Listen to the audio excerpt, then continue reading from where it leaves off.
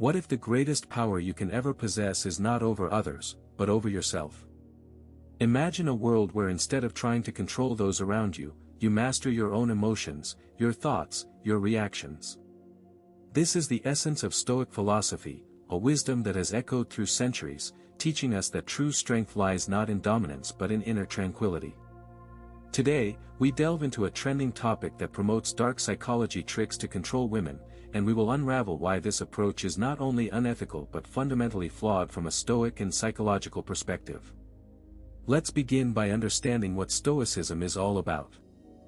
Founded by thinkers like Zeno of Citium and later refined by Marcus Aurelius, Seneca, and Epictetus, Stoicism is a philosophy of life that emphasizes virtue, reason, and self-control. It teaches that we cannot control external events, only our responses to them. In the words of Epictetus, it's not what happens to you, but how you react to it that matters.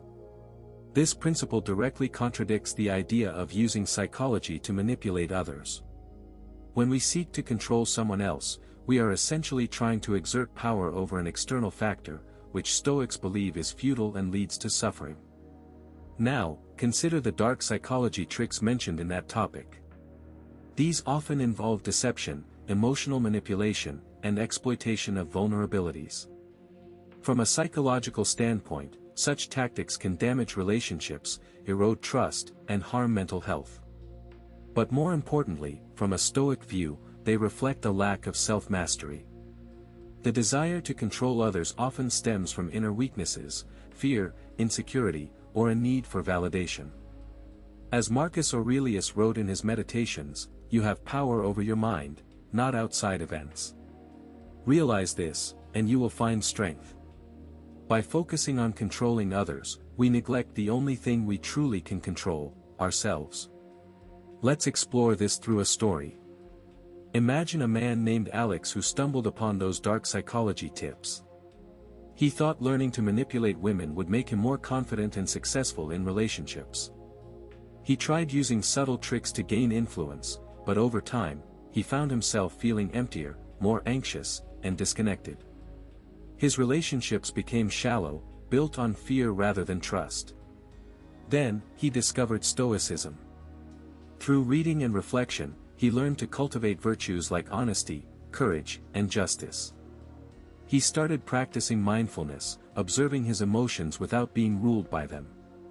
Instead of trying to control others, he focused on improving his own character. The result? He developed deeper, more authentic connections, and a sense of peace that no manipulation could ever provide.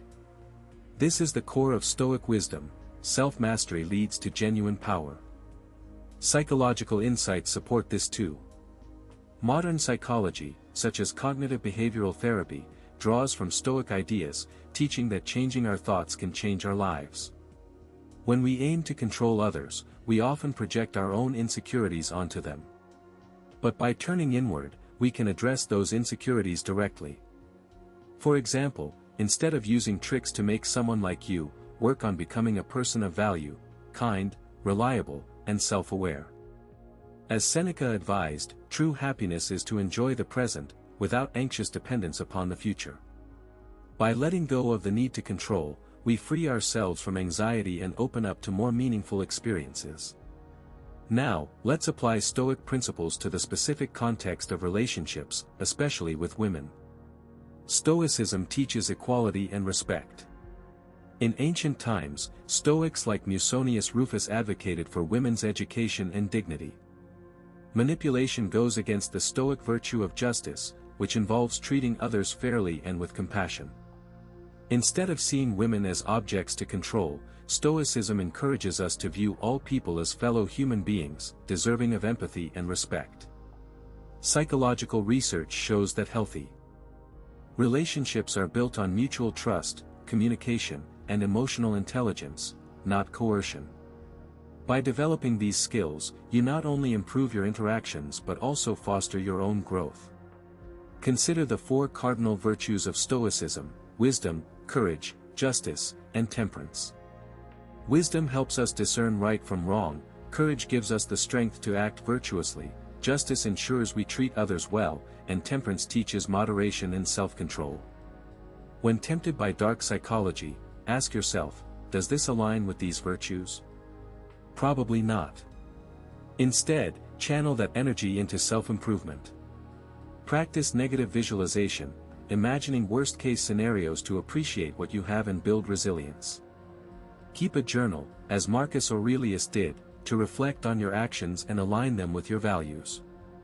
In conclusion, the allure of controlling others is a mirage. True power, as Stoicism reveals, comes from within. By mastering your mind and emotions, you become unshakable in the face of life's challenges. You build relationships based on authenticity, not fear. And you contribute to a world where manipulation is replaced by understanding.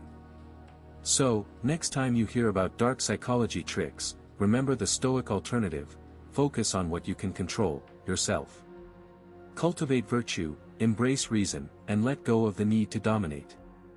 In doing so, you'll find a freedom and strength that no external control could ever match. This journey of self-mastery is ongoing. It requires patience, practice, and a commitment to growth. But as the Stoics believed, it is the only path to a fulfilling life. Thank you for listening, and may you find wisdom in your own reflections.